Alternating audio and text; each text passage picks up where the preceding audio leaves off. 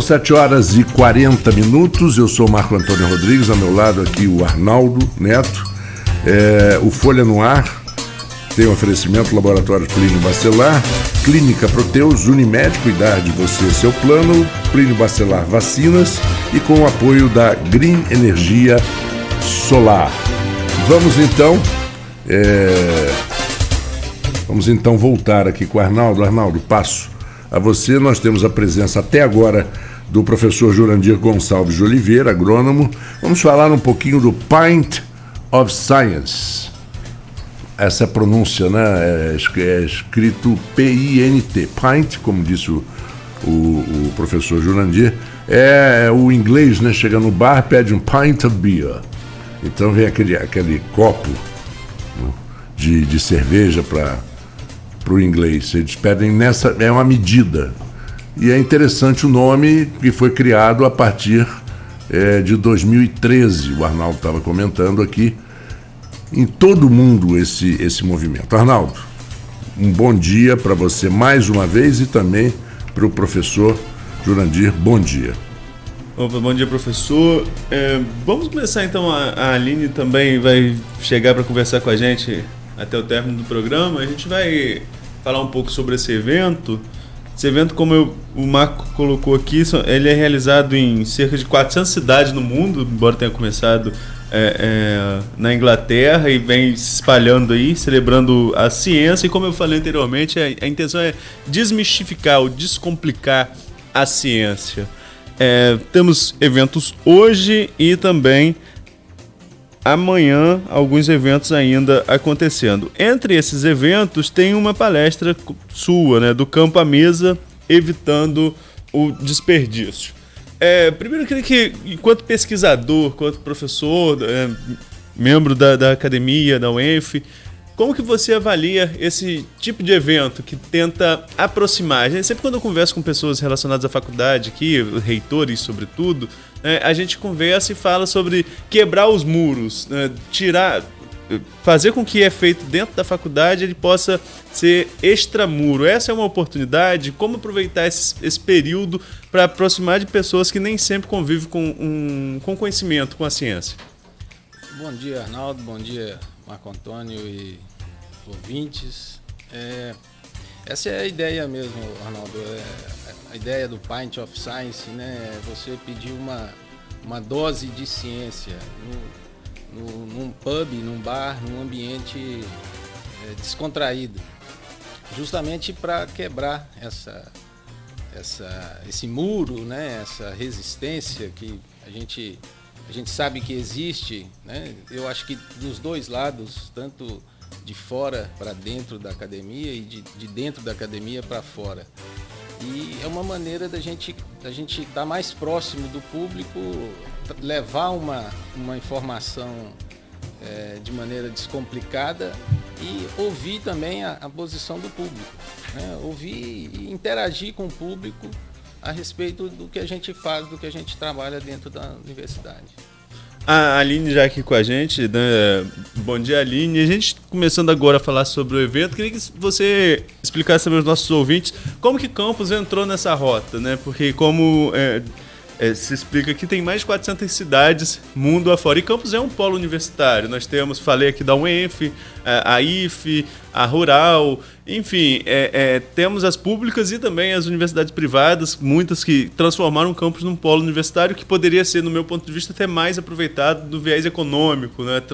Usar mais esse polo acadêmico aqui da cidade na questão econômica. Mas, enfim, é justamente por essa similaridade, por essa particularidade que Campos entra nessa rota, o que levou ao movimento desse tipo de evento. Obrigada pelo convite, bom dia para todos os ouvintes. É um prazer estar aqui. O Pint of Science, ele iniciou no Brasil em 2015, né? Iniciou em São Paulo e ele chega a Campos em 2018. Logo depois, né, e o Brasil, nesse meio tempo, é o país que mais tem cidades participantes do evento. Ele chega a Campos a partir de um convite de colegas da USP, em São Paulo, que estudaram aqui em Campos, egressos aqui da UENF, no caso, exatamente por conhecer que a cidade é uma cidade importante no estado do Rio de Janeiro, é um polo universitário, no norte, noroeste fluminense. A UENF tem um papel relevante nesse sentido, mas tem várias outras instituições de ensino superior que também contribuem muito. O Instituto Federal Fluminense, que é parceiro nosso nesse evento desde o início, faculdades particulares, como a Faculdade de Medicina de Campos. E nós temos uma população universitária em Campos que é muito relevante. A produção científica que a gente tem aqui também é muito importante. A UENF está entre as melhores universidades públicas do país. O Brasil tem uma produção científica relevante para o mundo. Nós estamos aí entre os 15 países que mais contribuem com a produção científica no mundo. Então, esse evento, que surge lá em Londres, por uma movimentação de estudantes da universidade lá, chega até aqui e consegue movimentar toda essa comunidade universitária que está estabelecida aqui em Campos e que transforma a sociedade. O professor Jurandir estava falando que a ideia é ir para os bares exatamente para ter esse contato com as pessoas, esse contato mais próximo. A universidade não pode ser uma ilha, ela está aqui, as instituições de ensino superior como um todo, elas estão aqui para servir a sociedade. A gente viu isso na pandemia, o evento ele continuou acontecendo na pandemia e foi bastante importante. Então, agora a gente retorna para os bares, num horário aí que é acessível para as pessoas estarem, a partir das 19 horas. Então, não só os adultos, mas as crianças, junto com seus pais, também são bem-vindos ao evento. E com essa troca que a gente tem, a gente consegue saber quais são as necessidades das pessoas. O cientista precisa conversar com as pessoas. E foi essa a proposta de quando o evento surge lá atrás, em Londres, e depois quando ele chega aqui no Brasil. Alírio, prazer conhecê-la. Nós estávamos conversando aqui, Arnaldo e o professor Jurandir, um pouquinho antes de abrir os microfones, e eu falava que no Epcot Center, nos Estados Unidos, em Orlando, existe um galpão enorme que tem um nome, alguma coisa de ciência, em que, de uma forma lúdica, as crianças começam a ter contato com vários fenômenos da física, da química, da ciência de uma maneira geral, e eles têm, inclusive, também uma área, tipo uma estufa, onde as plantas crescem. É interessantíssimo. E como as crianças gostam, como eles brilham os olhos, e descobrir que é uma coisa que, puxa, mas isso parecia tão complicado. Está vendo? Não é tão complicado. Isso é tão bom a gente ver de forma lúdica, se mostrar ao público o que acontece ali por trás, dentro de um laboratório. Perfeita a sua fala, assim. A criança, eu digo, nos eventos que a gente tem, a gente já nasce muito curioso, A criança, ela coloca a mão na tomada para saber o que vai acontecer, ela está ali experimentando, ela chora, ela comunica, ela faz muito do que a gente chama do método científico. A criança, por conta de ter essa curiosidade, nós humanos, como temos essa curiosidade, a gente quer experimentar, a gente quer tocar nas coisas, a gente quer aprender testando. O que acontece, às vezes, é que no decorrer da vida, por conta de como se dá a escola, nem sempre as escolas têm recurso para ter laboratórios, para fazer esses experimentos. A gente vai colocando todo mundo numa caixinha, ensinando da mesma forma para todo mundo, e quando a gente chega na vida adulta, a gente fica nessa correria do trabalho, de um lado para o outro, e vai perdendo esse método científico que é tão importante. E nesse momento, o que a gente chama de método científico? É esse pesquisar, descobrir, tocar as coisas, a curiosidade. E agora, no momento que a gente está vivendo, isso é muito relevante. Por quê? É com essa formação científica, essa alfabetização científica que a gente chama lá na base, que a gente vai saber, enquanto adulto, a buscar as informações corretamente. E nesse mar que a gente tem agora, que é a internet, a gente precisa buscar uma informação ali que é relevante. E às vezes a gente se perde. Hoje a gente já tem dados que mostram que o brasileiro ele se informa mais pelo WhatsApp, mais pelas mídias sociais, do que por fontes seguras. Então, é isso que faz, essa história que eu contei, que a gente vai se perdendo no caminho da informação, do conhecimento, que faz com que a gente se perca nas fake news hoje. E aí a gente tem que, a ideia desse evento é exatamente retomar esse olhar, de fazer essa curiosidade brilhar também no adulto, para que a gente queira buscar as informações nas fontes confiáveis. Porque uma vez eu até conversei com o Arnaldo, não sei se ele lembra, mas quando a gente era menino, eu principalmente, que na minha época eu estudei num colégio no Rio chamado Colégio de Aplicação, da UERJ, que era o EG, na época do Estado da Guanabara, nós tínhamos no terceiro científico, que era científico, que era que todo mundo fazia o pré-vestibular, ninguém foi fazer pré-vestibular, todo mundo estudou no colégio de aplicação. Continuava até o terceiro científico no colégio de aplicação. E somando de todas as categorias, tinha de pessoal que ia para fazer ciência, humanas e engenharia, tecnologia. Todos os alunos, sem nenhuma exceção, passaram no primeiro vestibular. Ninguém ficou nem excedente, nem para fazer o segundo vestibular. Não, todo mundo passou. E nós tínhamos, eu estudei no colégio de aplicação de 63 a 70, final de 69. E tinha todos os laboratórios dentro do colégio. Todos. E quando eu entrei na faculdade, todas as salas tinham papel vegetal, faculdade de arquitetura, na época tinha papel vegetal, caneta, tudo. Hoje não tem nada. Hoje tudo devastado.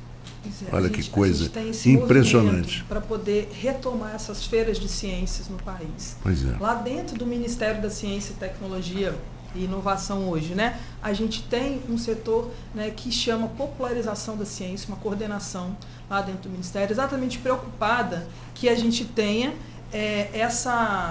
que a gente retome esse olhar para a criança, essa formação científica, porque a gente precisa dela no nosso dia a dia, né? O brasileiro, né, as pesquisas mostram que ele gosta de ciência, sim, mas que infelizmente ele não reconhece quem são os cientistas, né? Quando você pergunta para um brasileiro assim, fala o nome de um cientista que você conhece. Normalmente as referências que vêm não são brasileiras, é o Einstein que vem, né? Não vem uma Margarete Dalcomo, né, que foi tão importante aí na Carlos pandemia. Chagas. Pois é. Então, a gente precisa reconhecer a nossa ciência. E esses eventos como o Pint of Science e outros, né, a gente acabou de passar aí pelo Mês Nacional da Ciência e Tecnologia, esse mês de outubro, onde a gente teve até aqui em Campos também a feira que envolveu as escolas do município, no Jardim São Benedito. Então, a gente precisa valorizar a nossa ciência nacional aqui para poder retomar que a ciência está presente no nosso dia a dia, né? Se a gente está aqui falando, né, com os ouvintes de vocês, com a rádio, utilizando o microfone, isso é física, né? É o som se propagando. Se a gente está na internet também, tudo isso, né? Toda a tecnologia que a gente tem vem da ciência. Então, para a gente ser um país desenvolvido, para a gente desenvolver tecnologia, para a gente não só comprar do exterior, a gente tem que investir na nossa ciência, né? A gente tem que fazer com que o cientista se aproxime mais da sociedade. E essa que é a proposta. Isso sem falar que por exemplo, a matemática está em tudo. A música é matemática pura. É inacreditável que as pessoas não é possível. É verdade. E lá no Colégio de Aplicação, o pessoal de ciências, eles dissecavam sapos, ratinhos, aprendiam a fazer isso ainda no segundo grau. Era muito legal. E ninguém faltava.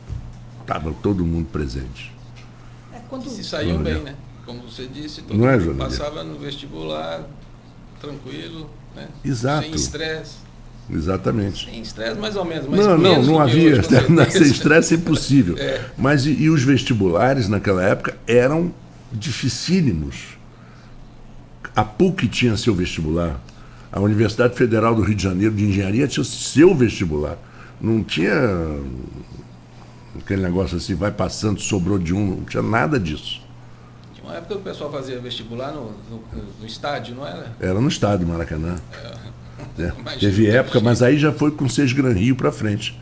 Na época não, cada faculdade tinha seu vestibular e eram difíceis e eram vestibulares com provas adequadas àquela profissão que você estava estudando, que você ia fazer. Quem fazia arquitetura tinha que ter desenho artístico, aprender a desenhar. Para Belas Artes também, para Medicina tinha ciência, não é isso, Arnaldo?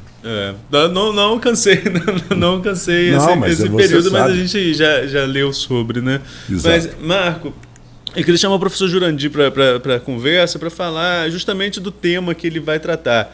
que é do campo à mesa, evitando o desperdício. É até, digamos, uma coincidência que seja em bares e restaurantes, né? Que lá também eles precisam utilizar melhor esses recursos, não só por uma questão de sustentabilidade, mas por uma questão econômica também, né? É basicamente isso, mostrar quanto que a gente pode utilizar o produto em várias frentes, mas também assim, sem desperdício nenhum, não só na questão econômica, como eu acabei de colocar com bares e restaurantes, mas também por uma questão de consciência ambiental, né? do não desperdiçar, professor.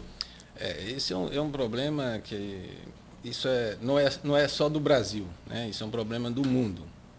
1/3, mais ou menos, de toda a produção de alimento, juntando aí alimento de origem vegetal e animal, 1/3 é jogado fora. Todo ano. 1/3 de toda a produção do mundo de alimento é jogado fora.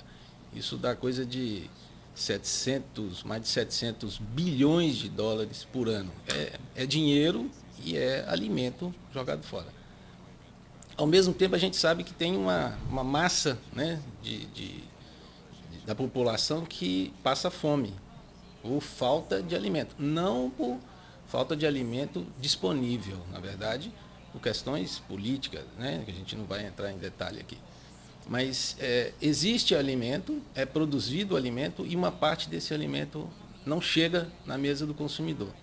No Brasil, é coisa de 45% a 60%, dependendo do tipo de produto de origem vegetal, de 45% a 60% é jogado fora sem chegar na mesa do consumidor. E tem coisas, como o Arnaldo falou, tem coisas que podem ser feitas pelo consumidor, né, para poder evitar esse desperdício. Quando a gente fala em 45% a 60% de desperdício, é coisa que acontece desde lá do campo até chegar na mesa do consumidor. Nós, consumidores, participamos desse montante aí de desperdício. Em torno de 10% de tudo que é perdido acontece na nossa casa, como consumidor. E muita coisa é de problemas problemas culturais nossos, de como usar o alimento, de como manipular esse alimento, de como preparar esse alimento para ser consumido. E são coisas simples que a gente pode fazer que pode evitar essa parte desse desperdício. É lógico que isso é uma cadeia, né, que tem que ser melhorada, tem que ser trabalhada, mas uma parte que é a parte do consumidor que está ligado a outras coisas, né? Porque se o consumidor desperdiça, o produtor tem que aumentar a produção, mas mesmo assim não chega no consumo esse alimento. Então a gente tem que tentar atuar em toda a cadeia, né? E o consumidor é um alvo principal, né, em como melhorar, né, em como evitar esse problema de desperdício. Deixa eu abrir o meu microfone. Sem abrir não vai funcionar. A ciência diz isso, não tem que abrir, tem que ligar. Eu me lembro muito bem que gente na faculdade, no início de faculdade, anos 70, os restaurantes do Rio, principalmente os maiores, que havia um La Mole, por exemplo, que não existe mais, que tinha uma quantidade muito grande de refeições, havia um grupo de pessoas e escolas que recolhiam a comida e levavam para abrigos, e hoje é proibido por lei.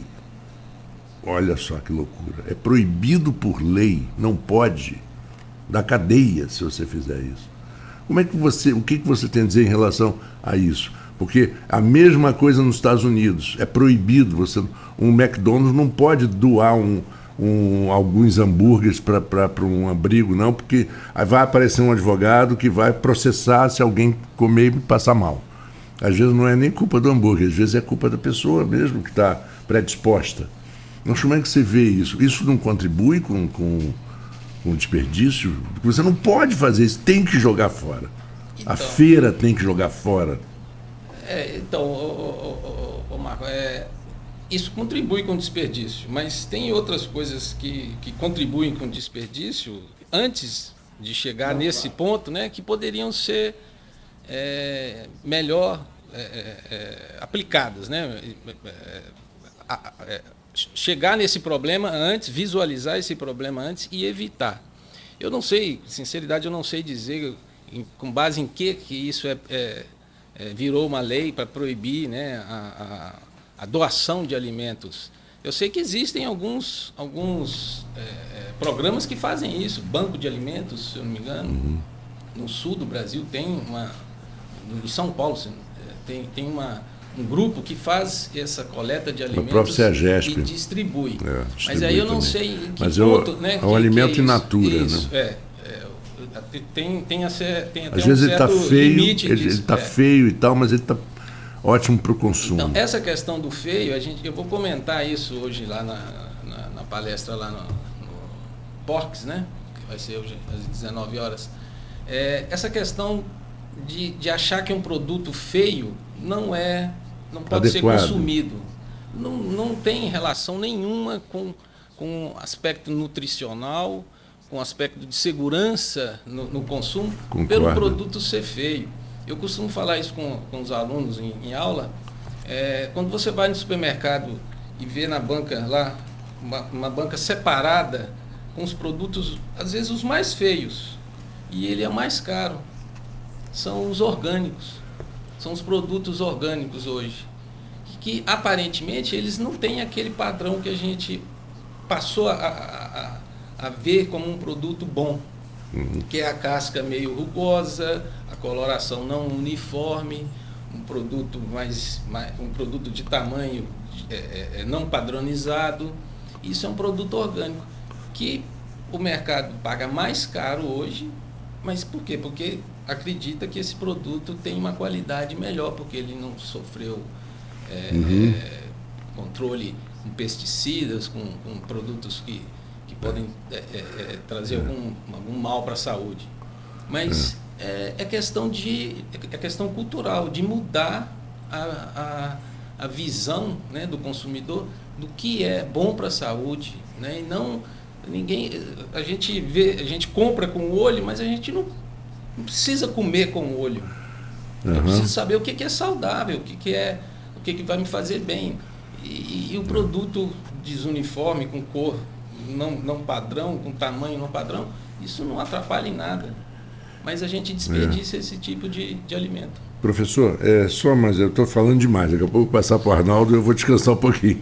Mas a própria, um órgão Anvisa, né, que controla muito alimentos produzidos e industrializados ou não, e é muito comum em cidades menores, campos inclusive, terem tradições de comidas e de doces e bolos e alguma coisa de forma caseira.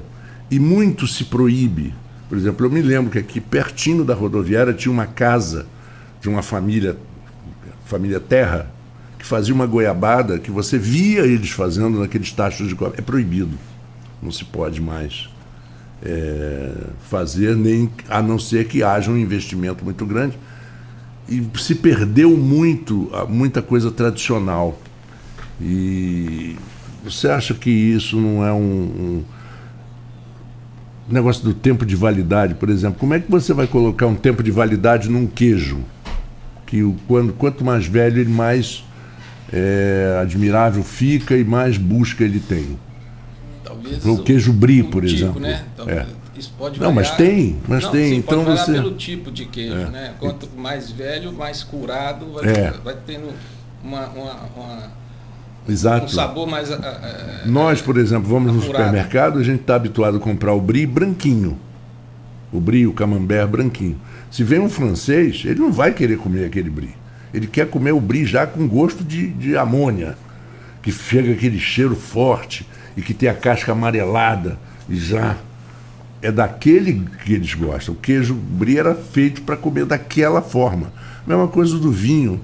No tempo de validade do vinho. Espera aí. O vinho de 2015 não pode ser consumido, o de 2000 não pode ser consumido porque passou do prazo de validade. Talvez o tipo de vinho. Tem vinho que deve ser melhor consumido mais novo.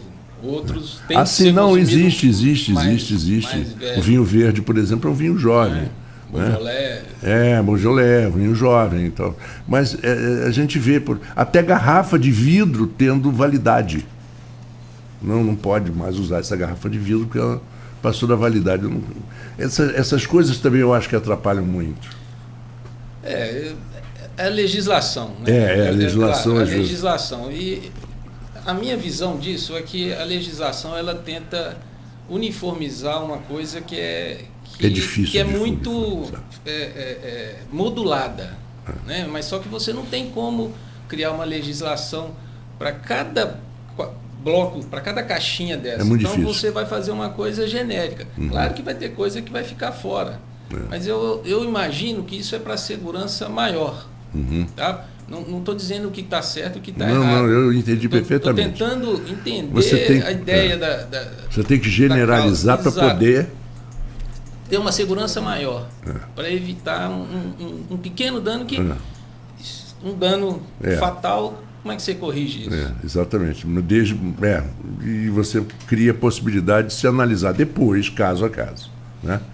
Olha, são 8h05, Arnaldo. Vou a um pequeno intervalo e já voltamos. Aí o Arnaldo vai segurar um pouquinho a barra, porque ele deve estar cheio de perguntas e eu estou falando demais. Eu não sou entrevistado. Quem tem que falar é o entrevistado. Tem que explicar e esclarecer o nosso ouvinte. Vamos a um pequeno intervalo, voltamos já com o Folha no Ar. Está na hora de economizar energia com a elétrica.